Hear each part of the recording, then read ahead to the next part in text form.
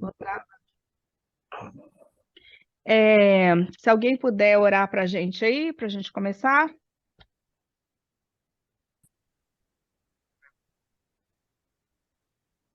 Papo, você está com o seu microfone no mudo. Graças te damos, ó Pai, por essa oportunidade que tu nos dá de estar reunido para estudo da tua palavra. Pedimos orientação do teu Espírito sobre nós, que possamos perceber, entender, compreender aquilo que vai ser dito, aquilo que vai ser falado.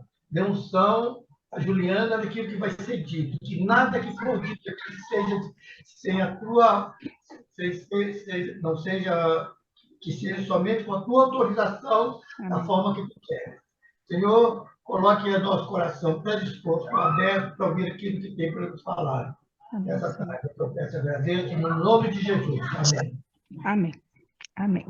Bem-vindos, todo mundo. Eu vou pedir para todo mundo colocar o microfone no mudo, porque às vezes mesmo os barulhinhos assim, pequenininhos que acontecem perto do computador viram um ruído grande para as outras pessoas. E quem quiser falar pode tirar do mudo, ou se quiser falar alguma coisa rapidinho, é só apertar a barra de espaço no teclado, que aí a barra de espaço é aquela barrinha grandona no teclado. É só enquanto você estiver segurando ela, o telefone ou o microfone sai do mudo. E aí você pode falar e depois você solta a barra e ele volta para o mudo de novo. Tá bom?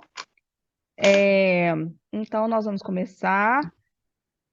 Eu estava fazendo a pergunta aqui para o pessoal que entrou antes, sobre quem fez o para casa. Muito bem. Mas não é para casa, não é brincadeira.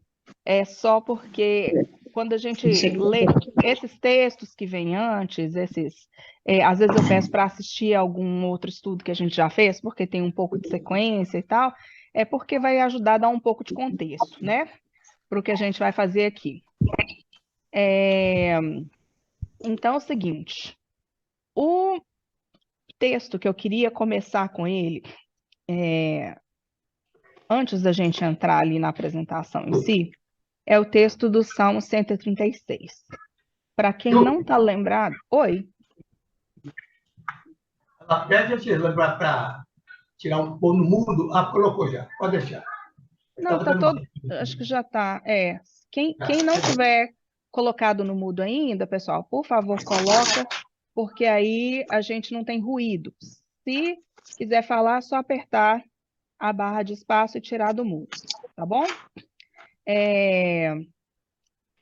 Então, voltando lá, antes da gente começar, então o nosso tema hoje é o amor fiel de Deus, e o Salmo 136 é aquele salmo que repete aquela parte assim. Nessa versão que eu estou lendo aqui, Almeida Revista Atualizada, está falando assim, porque a sua misericórdia dura para sempre. Então, o versículo 1 é, rendei graças ao Senhor, porque Ele é bom, porque a sua misericórdia dura para sempre. Aí o versículo 2, rendei graças ao Deus dos deuses, porque a sua misericórdia dura para sempre. Ele vai repetindo, porque a sua misericórdia dura para sempre. Quem leu, eu queria saber isso, quem leu esse salmo em alguma outra versão e aqui onde diz, porque a sua misericórdia dura para sempre, falava alguma coisa diferente disso. Quem que se lembra? Seu amor é eterno. Seu amor eterno dura para sempre. O que mais que tinha de diferente em outras versões?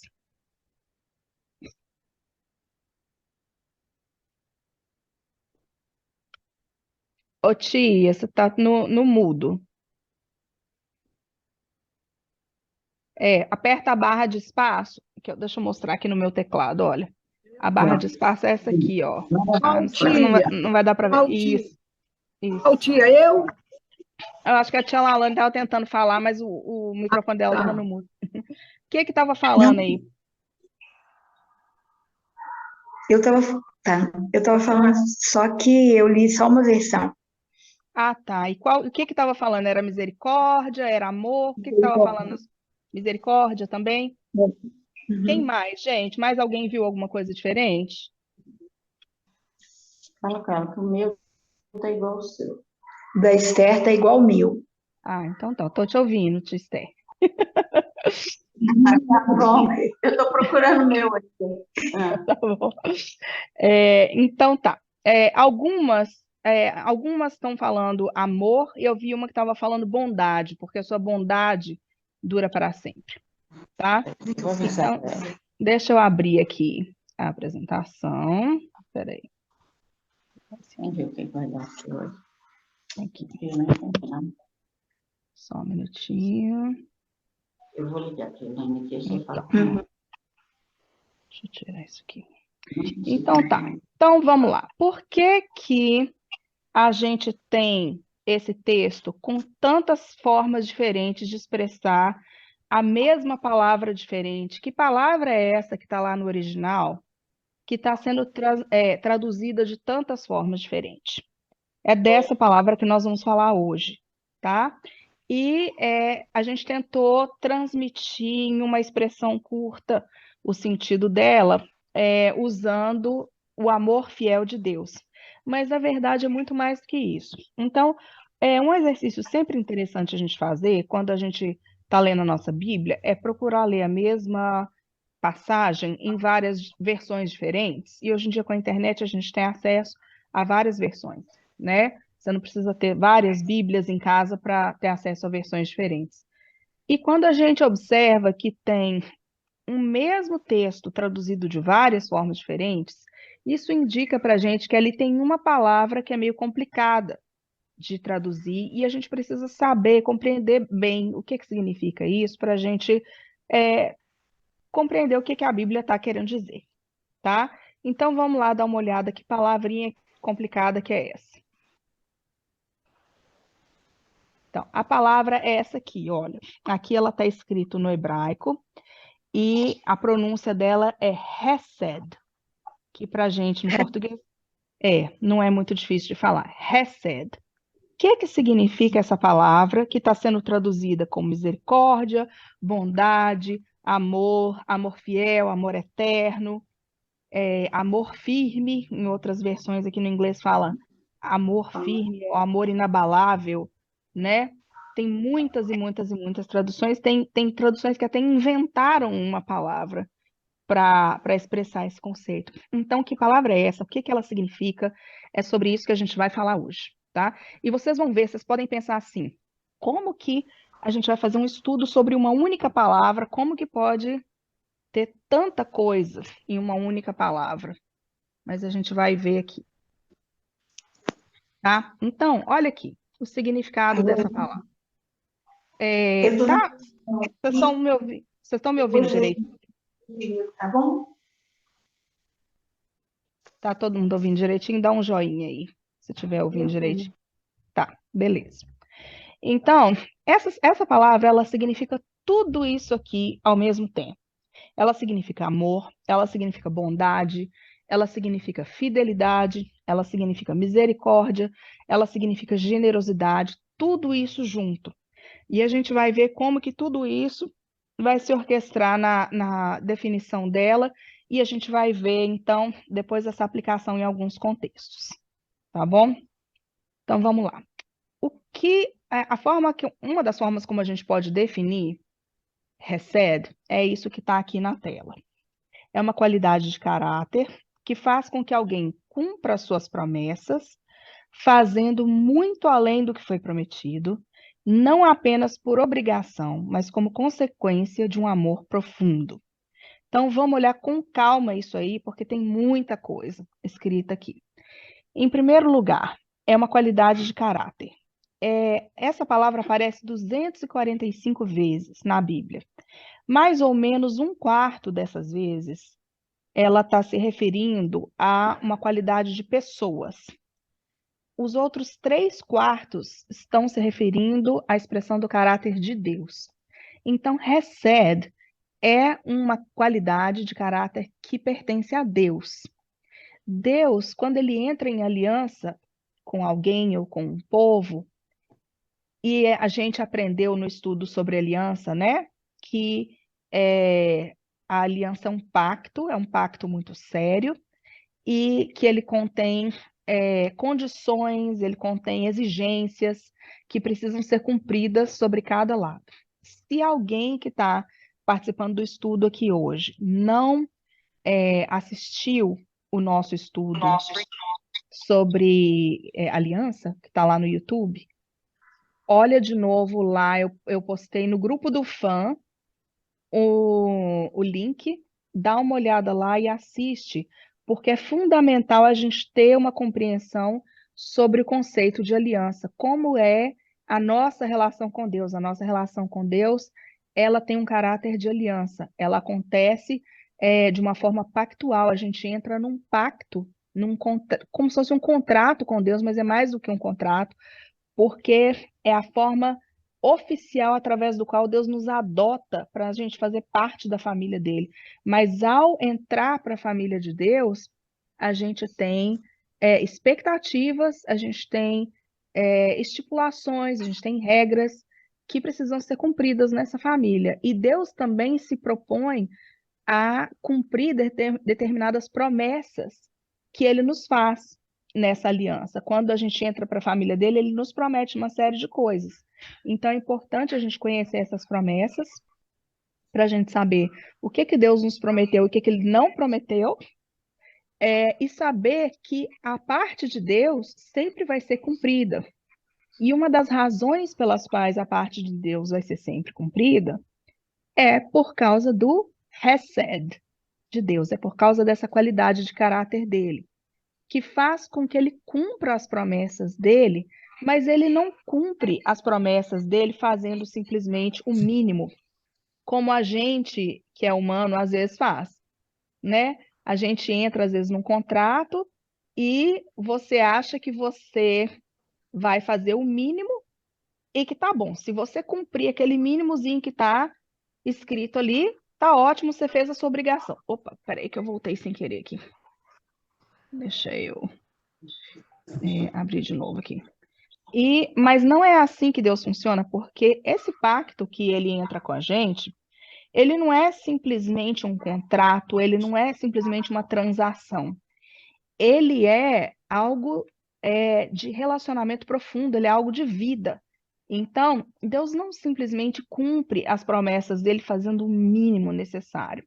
Ele faz muito além do que foi prometido, porque ele não faz por obrigação, mas ele faz como consequência do amor dele, do afeto dele por nós, certo?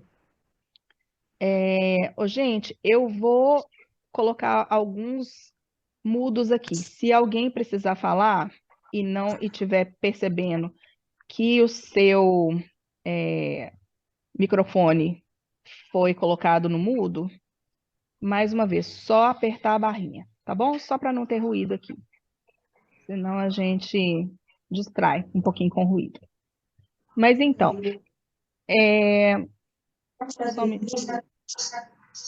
só um minutinho aqui, por favor. Não,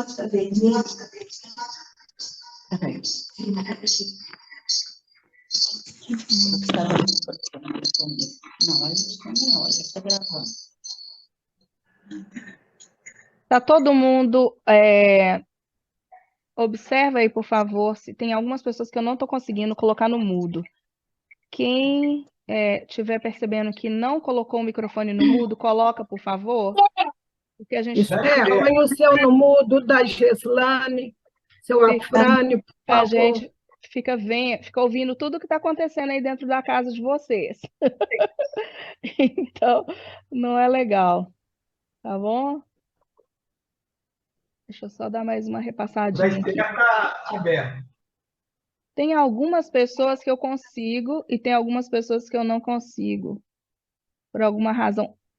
Mas eu acho que agora está dando certo. Pronto. Então tá. Então vamos continuar aqui. Desculpa aí a interrupção. Mas então vocês estão entendendo? Deus cumpre a promessa dele, não é só porque assim, eu prometi, agora eu vou ter que cumprir. Não, é porque ele nos ama. Então aí que está o elemento do amor, da fidelidade, da misericórdia. É por causa desse amor profundo. Ele tem gosto em cumprir as promessas dele. E quando ele cumpre essas promessas, ele não simplesmente cumpre, ele faz além, ele vai. Ele cumpre com generosidade, ele cumpre sobrando, não faltando. Então vamos adiante. Esses dois versículos aqui, de Êxodo 34, 6 e 7, eles são conhecidos como uma das primeiras apresentações que a gente tem na Bíblia do caráter de Deus. Isso aqui, quem proclamou isso aqui para Moisés foi o próprio Deus.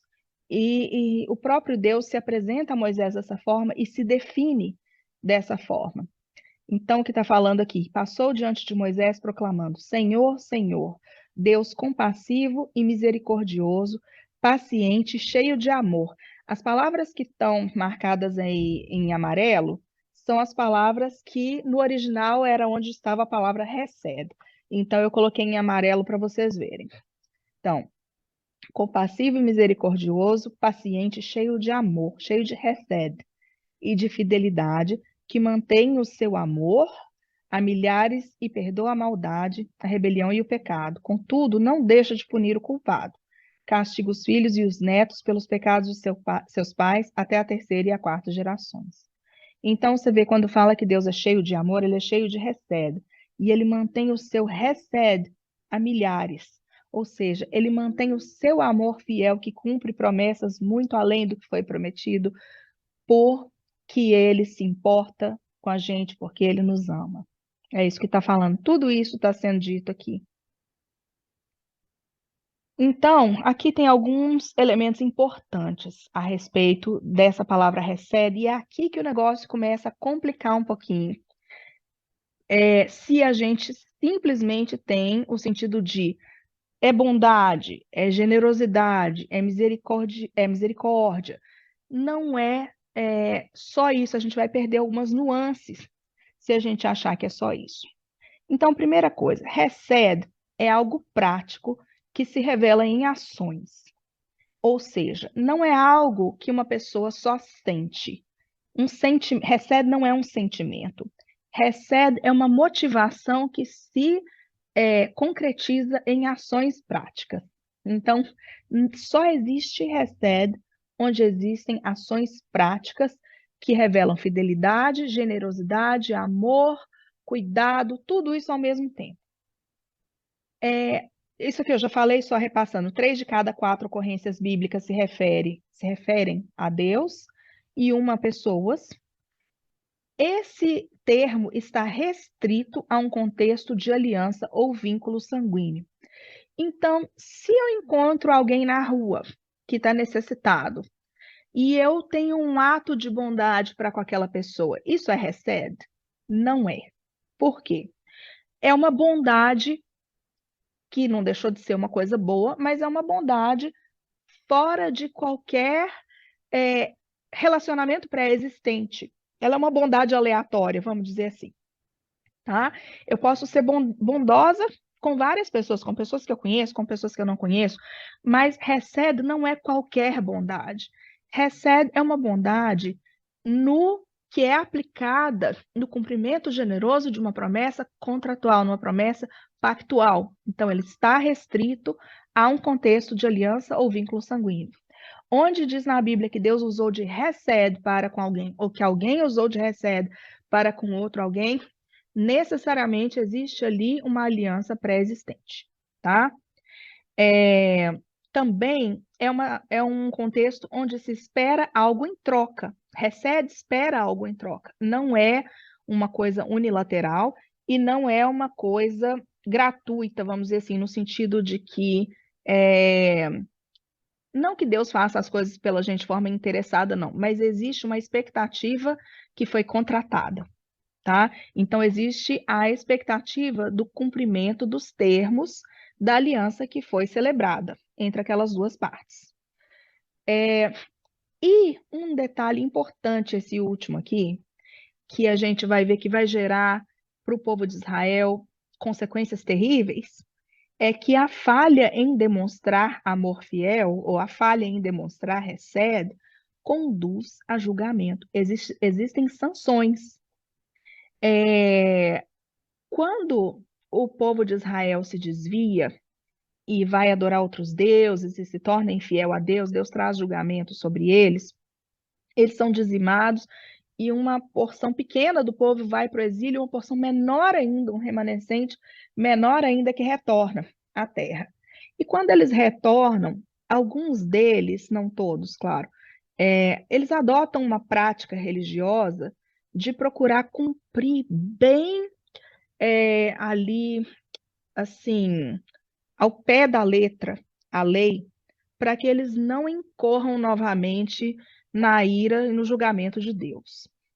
E é dessa linhagem aí que mais tarde a gente vai ter a seita, por exemplo, dos fariseus, que a gente vê lá na época de Jesus. São pessoas que procuravam seguir bem de perto a lei e eles eram tão zelosos que eles acabavam até aumentando um pouco aquilo que estava escrito na lei.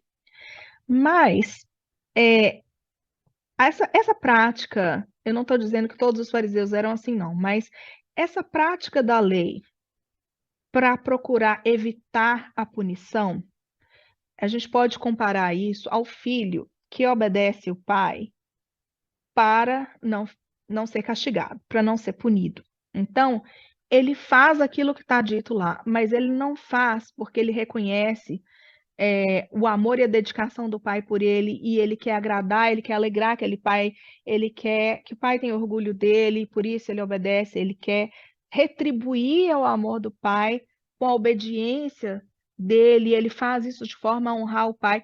Isso seria recebe. Aquele filho que faz só o mínimo só para não ser punido, ele não está expressando recebe. Ele não está atingindo o nível que Deus deseja do relacionamento. Então, recebe não é algo a mais que a gente faz. Recebe é o padrão, é o nível desejado do nosso investimento no nosso relacionamento com Deus. É o nível que Deus se relaciona conosco. Ele faz a mais por amor. Então, é assim também que a gente precisa se relacionar com Ele. Eu não estou pausando agora para perguntas, mas no final a gente vai ter um momento onde a gente vai poder discutir, fazer perguntas, tá? E também o estudo não é muito longo, não. Então, daqui a pouquinho, a gente pausa um pouquinho para perguntas. Aqui a gente tem 2 exemplos de recedo. São 2 figuras e quem que sabe o que é que está sendo mostrado aqui nessas figuras? O que vocês acham? Tem uma que está mais clara do que a outra, eu acho. Quem quiser falar tem que clicar na barra aí, senão a gente não vai ouvir. Eu não estou vendo direito. Eu também não. Na tela não estão aparecendo 2 figuras, não? Tá. Parece que é a passagem no mar, né? Isso, Parece. exatamente. É a travessia do Mar Vermelho. Tem umas Isso. ondas se afastando aqui do lado, ó. Tá vendo? Aí, tá vendo? Isso. E a outra figura, o que vocês acham que se refere? A outra. Quem que é essa? Esse aqui é a parte mais vermelha. Ah, tá. Essa não. Olha, eu vou dar a dica, olha. Tem uma É a mulher mais Ana? velha. É a Ana? Não. Não. Tem uma mulher mais Ana. velha aqui, tem 2 moças novas, uma tá indo embora e a É outra. Ruth. Ruth. E ó, É Ruth. Exatamente. Exatamente. Por isso que eu E a pedi sogra dela? vocês lerem a história de Ruth. Exatamente. É. Então, como que essas 2 histórias demonstram exemplos de recebe? Aqui, nessa figura de cima na esquerda, Ruth, ela é elogiada por Boaz quando ele fica sabendo da decisão dela de acompanhar a sogra dela, e ele diz que ela usou de recebe para com a sogra dela. Então, essa é uma qualidade de caráter que é ressaltada em Ruth, e ela é elogiada por causa disso. Por quê? A sociedade exigia que Ruth permanecesse com Noemi e permanecesse na família dela e servisse Noemi e fosse fiel a ela, enquanto ela tivesse um filho com quem Ruth pudesse se casar, porque o marido de Ruth morreu e era o dever dela estar disposta a se casar com um outro filho de Noemi para dar sequência àquela linhagem, para aquela família não desaparecer. Só que Noemi não tinha filhos mais. Então, diante da sociedade, o compromisso de Ruth com Noemi estava desfeito, ela estava liberada para ir embora, né? E Ou seja, no momento em que ela decide continuar junto com Noemi e falar com Noemi, olha, eu vou para onde você for, o seu Deus vai ser o meu Deus, a sua nação vai ser a minha nação. Quando ela toma essa decisão, ela faz isso por amor, ela faz isso por lealdade, mas ela está indo além da obrigação dela. Ela não está simplesmente cumprindo a obrigação dela. Quando Orfa decide ir embora, aceitar a recomendação de Noemi e ir embora, ela não está sendo infiel. Ela é completamente desculpável, porque não existe mais a obrigação. Mas Ruth foi além da obrigação, e ela foi além da obrigação por se importar com Noemi, pelo amor e pela devoção dela a Noemi. Então, é isso aí, é um ótimo exemplo de recebe. E nessa outra figura, a gente tem a travessia do Mar Vermelho, porque ao libertar o povo de Israel do Egito, Deus não simplesmente acabou com a escravidão deles e deixou eles lá. Deus cumpriu a promessa que ele tinha feito aos patriarcas, mas ao mesmo tempo ele fez muito mais. Ele livrou o povo de Israel de uma forma poderosa, de uma forma que estabeleceu o nome dele como Deus dos deuses em toda aquela região do mundo. Todas as pessoas que ouviram contar, elas temeram o Deus de Israel. Ele não só livrou esse povo da escravidão, mas ele deu a eles uma nova terra, ele ofereceu a eles a oportunidade de serem um povo exclusivo de Deus na terra, então é muito mais do que o que Deus tinha prometido. Deus cumpriu a promessa dele com fidelidade, por amor e com ampla generosidade. Então, essas duas imagens nos ajudam a compreender o sentido da palavra recebe. Agora a gente vai ver aqui alguns exemplos de versículos onde recebe aparece na Bíblia e a gente vai ver o que essa palavra está fazendo no contexto, tá? Então aqui fala que Deus se agrada das pessoas que contam com o recebe dele, que sabem que recebe é parte do caráter dele e contam com isso. Isso é uma coisa que agrada ao coração de Deus. Olha o que diz aqui: o Senhor se agrada dos que o temem e dos que esperam na sua misericórdia, dos que esperam na sua recebe. Salmos 147, 11. Vamos ver o próximo. Pois quanto o céu se eleva acima da terra, assim é grande a sua recebe para com os que o temem, assim é grande a sua misericórdia para com os que o temem. Quanto o Oriente está longe do Ocidente, assim ele afasta de nós as nossas transgressões. Salmo 103, 11, 12. Então, vocês começam a perceber como que misericórdia aqui é uma palavra que não expressa a totalidade do sentido do que esse texto está dizendo. Deus é misericordioso, sim, mas é mais do que isso. É o amor fiel e misericordioso e generoso de Deus com o qual a gente sempre pode contar, que cuida de nós e faz por nós muito mais do que nós merecemos. É tudo isso, né? É com esse Deus que a gente pode contar. Agora, aquilo que Deus faz por nós e que Ele nos dá gratuitamente, que Ele nos entrega, esses dons, esses presentes, né, que Deus nos dá, eles não são simplesmente para a gente falar assim, ó, como somos felizes, né? Nós recebemos de Deus, recebe, ó, que coisa boa, a gente pode ficar feliz porque a gente recebeu.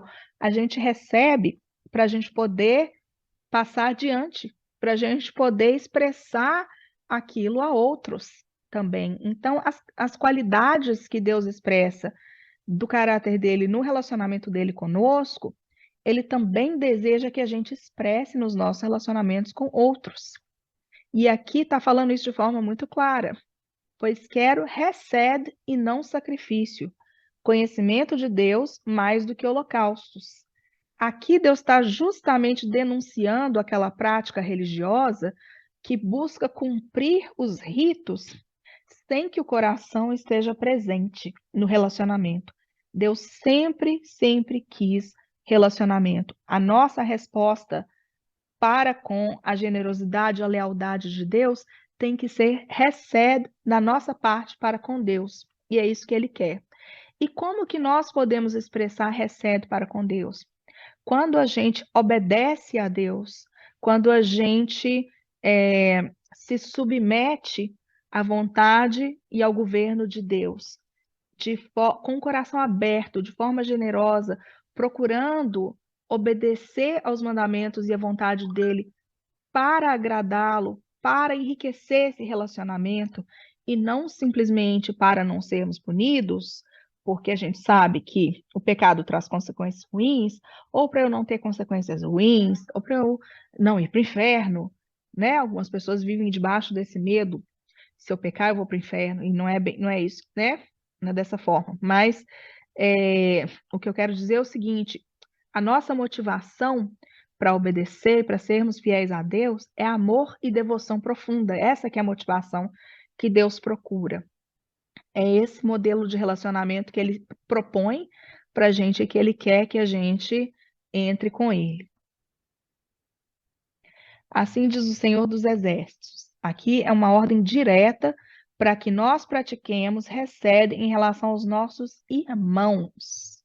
Então, quando a gente entra em aliança com Deus, a gente precisa lembrar disso, é um pacto que a gente está entrando nele, a gente está assinando um contrato que tem exigências, e esse contrato a gente nunca entra nele só em relação a Deus. A gente, quando entra em aliança com Deus, a gente está automaticamente entrando em aliança com os irmãos, com aquelas pessoas que já fizeram esse pacto com Deus. Não tem como você estar num relacionamento de família pactual com Deus e não estar num relacionamento de família pactual com os irmãos. E aqui é o padrão que Deus coloca para a gente. Assim diz o Senhor dos Exércitos: administrem a verdadeira justiça, mostrem misericórdia e compaixão uns para com os outros. Não tem meio termo. A gente tem que entrar no relacionamento com Deus e com os irmãos de todo o coração, sem reserva. Esse é o padrão do reino de Deus. Aqui, a palavra vai ser aplicada na forma do adjetivo, mas isso é mais por causa da tradução, tá? No original, a gente teria alguma coisa do tipo assim: o homem de Hesed, o homem que tem Hesed. Então, aqui está falando: o homem bondoso, ou que tem Hesed, faz bem a si mesmo, mas o cruel fere a si mesmo. Ou seja, o Hesed que a gente aplica para os outros acaba se tornando em algo bom que retorna para nós mesmos, é o que está dizendo em Provérbios 11:17. Então, o resumo é isso aqui. Aquilo que recebemos de Deus e aprendemos com Ele, devemos também praticar com outros. Assim, apresentamos o caráter de Deus ao mundo. Essa não é a nossa missão? Nós não estamos aqui como representantes de Deus, representantes do reino de Deus. É isso que nós devemos fazer. É assim que a gente deve agir. A gente deve expressar o caráter de Deus para os outros no mundo. Então, nós somos chamados a imitar Jesus e demonstrar amor fiel. Jesus é Deus e Ele nos demonstrou Hesed ao vir ao mundo, a se oferecer a viver como ser humano, a viver como um ser humano pobre, rejeitado, desprezado, que se rebaixou até a morte de cruz em nosso favor, a fim de cumprir com folga e generosidade as promessas de Deus para conosco. E nós somos chamados a sermos imitadores de Jesus, né? Tem um versículo que está em 1 João 2,6, se não me engano. Deixa eu abrir rapidinho aqui e ver se é isso mesmo. Que diz o seguinte: aquele que diz que permanece nele, ou seja, que permanece em Jesus, depois eu recomendo que vocês leiam do versículo 1 até o 6, para ter mais contexto. Mas fala assim: aquele que diz que permanece nele, esse deve também andar assim como ele andou. Ou seja, se você diz que você está em Cristo, você deve imitar a Cristo, você deve agir como Jesus agia. Então, nós somos chamados a imitar Jesus, demonstrando amor fiel a Deus, porque nós entramos numa relação de aliança com Ele, aos irmãos, porque também nós entramos numa relação de aliança com eles, e àqueles com quem entramos em aliança. Agora, tem uma coisa que não está dita aqui, mas que era considerado algo que todo mundo sabia na antiguidade, que era o seguinte: Quando você nasce numa família, é esperado que você tenha recebe para com a sua família, porque a relação de fidelidade dentro da família natural era o mínimo esperado de alguém que tivesse uma boa conduta e um bom caráter. Então, quando você nasce dentro de uma família, você não precisa fazer uma aliança com essa família para você expressar recebe para ela. É natural que você expresse recebe da sua família. Tem vários versículos bíblicos que mostram que, por exemplo, os filhos que não honram os pais ou que maltratam os pais, havia sérias consequências e maldições, inclusive. A gente vai ver isso lá no Velho Testamento sobre os filhos que agiam assim, porque naturalmente era esperado que eles mostrassem recebe para com a família e para com os pais. Quando a gente entra em aliança, é como se a gente estivesse formalmente, de forma muito séria e oficial, a gente está se tornando parte daquela família e, portanto, da mesma forma como você recebe a sua família de sangue, você recebe a sua família pactual, que nesse caso aqui é a família de Deus. Então, a gente deve. Eu não estou dizendo aqui que você não deve ser bondoso, que você não deve cumprir as suas promessas para com outras pessoas com quem você não está em aliança. Eu estou dizendo que você deve ir além, cumprir mais ainda por amor e com generosidade àqueles com quem você está em aliança. Então, é um nível superior de relacionamento. Então, eu queria deixar essa pergunta aqui. Como podemos demonstrar o amor fiel de Deus hoje?